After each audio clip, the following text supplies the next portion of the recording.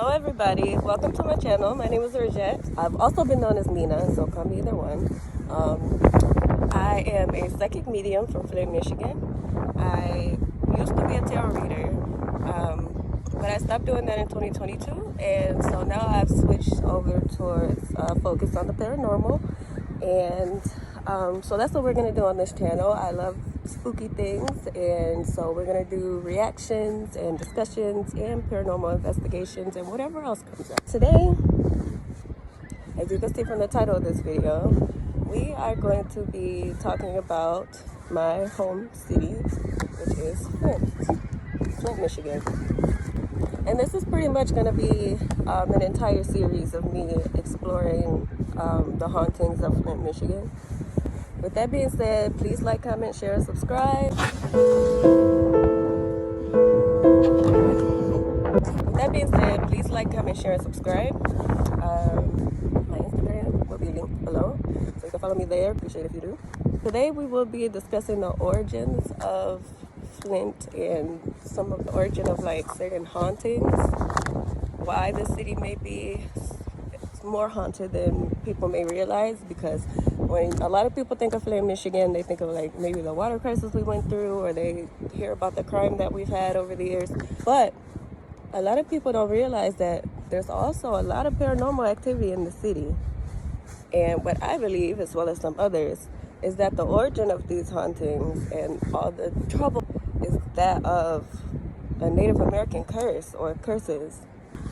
First off, I just wanted to very quickly talk about the origins of the name Flint. I used to think that it was because maybe there was a lot of the flint, the stone that makes fire. Maybe there was a lot of underground here, but it turns out that's not even the case.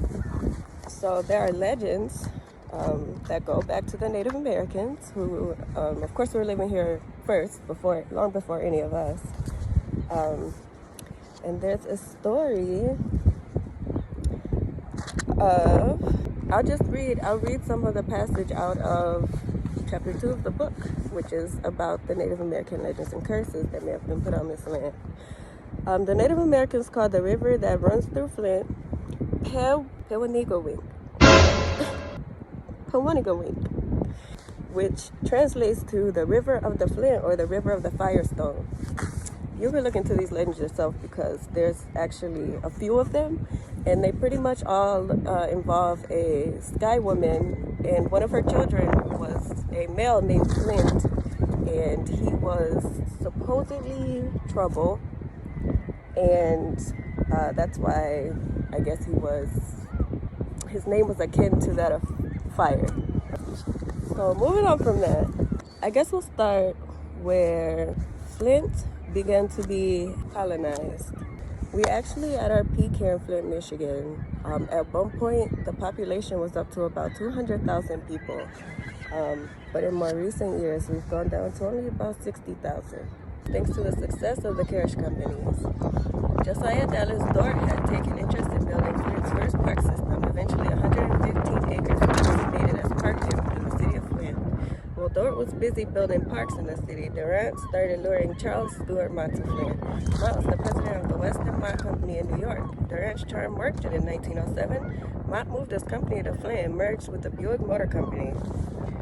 So that's just a small snippet of the history and how the settlers were able to grow here. From there, like I said, this city grew. For almost a century, Flint was a successful vehicle manufacturing area. Business thrived and the economy flourished. People came to Flint for work. By the 1920s, there were so many people coming to Flint that the housing market couldn't keep up. Came the era of the sit-down strike and labor unions. And in the 1980s, we lost the Fisher Body plant, which was the first major plant closure that we had, and that took a lot of jobs with it. And then in the 90s, we lost Buick. And through the early 2000s, the factories continued to close. So by like 2008, there were very few factory jobs left here. And that was like a major part of our economic success here as a city. And that's when urban crime began to rise. I would say it began to rise after the 80s when we lost the first factory, but it it just got worse and worse through the 90s. So for the longest time, and even up until recent, Flint has been on many of the most dangerous city lists of America because of the level of crime. And really, it's not the entire city that is bad, but it was so bad in those specific areas that the entire city would get the rap for these things, There's a lot of good about Flint, and there's a lot that has been rebuilt.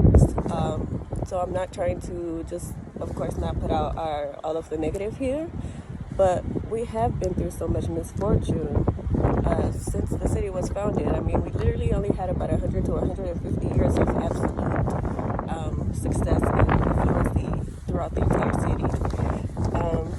Then in 2014, that was when the Flint water crisis struck, so that I experienced, of course. I personally did not go through the issue of the brown water coming out of the faucet, but it was that bad, and thousands of children were lead poisoned here, children and adults, but the children were like the biggest concern. They have since fixed the water issues, but there's, I say that to just express just how much trouble that the city has seen, whether it be at the fault of the people or not. There's also bodies of water, like here I'm sitting at the Flint River, and people have been known to, unfortunately, here, as well as there's a lake called Flint Park Lake, but it's also known as Devil's Lake, where people have been known to dump bodies in them. And if I'm not mistaken, in Devil's Lake, someone drove their car into the lake before. Like, there are known to be a lot of deaths surrounding our bodies of water as well. And if you are into the paranormal, you know that water is it's believed that water can be a conductor, am I thinking of the right word, of paranormal activity. Really a scary thing. It's kind of a dark thing to think about, but I can only imagine how many bodies have gone into this very water here. With all that being said, could the origins of all of this dismay be that of the curse that the Native Americans left on this land before it was stolen from them? I personally think it is. So to go back to the origins of the Native Americans, the story goes that originally the Sauk tribe inhabited the lands of southern Michigan, which included this area of Flint. The Ottawa tribe and the Ojibwa, I believe the Ojibwa were also known as the Chippewa, they lived further north, so from Saginaw up through, I believe, the bottom of Canada. They did well with hunting and farming and just all around had a decent quality of life. But the tribes that lived further north, they had harsher lands to deal with, and they had more trouble. Their lands weren't as fertile as the land here.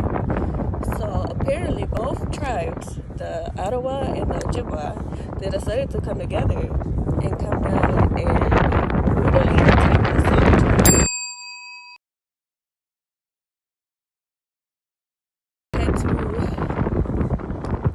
move them off the land first. So legend goes that it was a very brutal fight, and they killed many. But the Ottawa and the Ojibwa tribes that were here never got to fully enjoy it for long, because once they started to cultivate the land for themselves and they started to go hunting, some of the hunters started to go missing. And while that is a normal thing to happen for hunters, even unfortunately, it was happening in great numbers. And those who were not going missing were returning to the tribes, terrified, claiming that they had seen things out in the forest that were not human.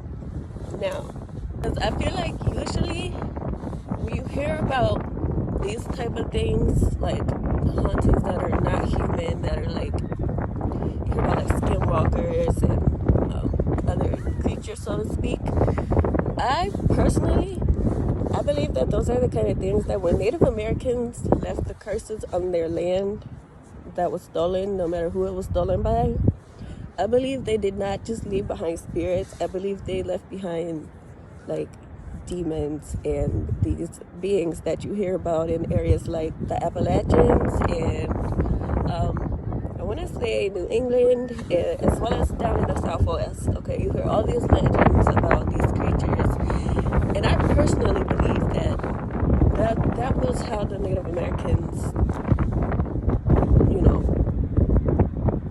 they did that. They did do that. I do believe that. Those were the results of the kind of curses that they left on this land when it was stolen from them.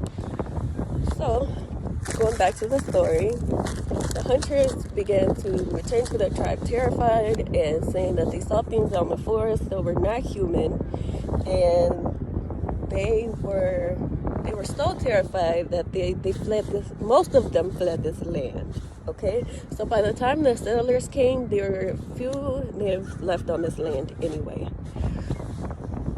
At first, tribe members thought some Sauk might still inhabit the hunting grounds and were taking revenge. Then, men came back terrified of what they encountered, and stories were told of the forest being haunted by the spirits of the murdered Sauks who had come back to their former hunting grounds to take vengeance on their merciless destroyers. The terrors they encountered were not from any flesh and blood humans. Many souls, or bad spirits, filled the forest. Also, something interesting to note, in June 1962, remains were uncovered by a graduate crew at M15 in Bristol Road in Flint, Michigan. In 2009, the remains of an adult and child, thought to be the same ones found in 1962, were found in a storage at my community college. MCC turned them over to the Saginaw Chippewa Indian tribe, which gave the skeletons a proper burial. And then in 2008, skeletal remains found near Apple Stadium at Stone Street and 3rd Avenue were determined to be Native American. Further excavation by archaeological teams determined that the remains were most likely Sauk from that bloody battle. In 2010, the remains of 67 American Indian ancestors were laid to rest in a reburial at the same site. I guess the question here is not did Native Americans leave a curse on this land, because it's kind of known that they did, and it's really fascinating that we're still finding remains possibly from way back then. But do we think that that's the reason why Flint has not been able to thrive completely for an extended period of time? Did the Sauk Native Americans leave a curse on this land that will forever stop those who came after them from thriving here completely? What do you think? Alright, so that's gonna do it, you guys. Hopefully that was some interesting information for you. Hopefully you enjoyed this video. Please like, comment, share, and subscribe. And also, I hope you guys follow along as I explore the rest of the city's hauntings and do reactions and so on and so forth. But yeah.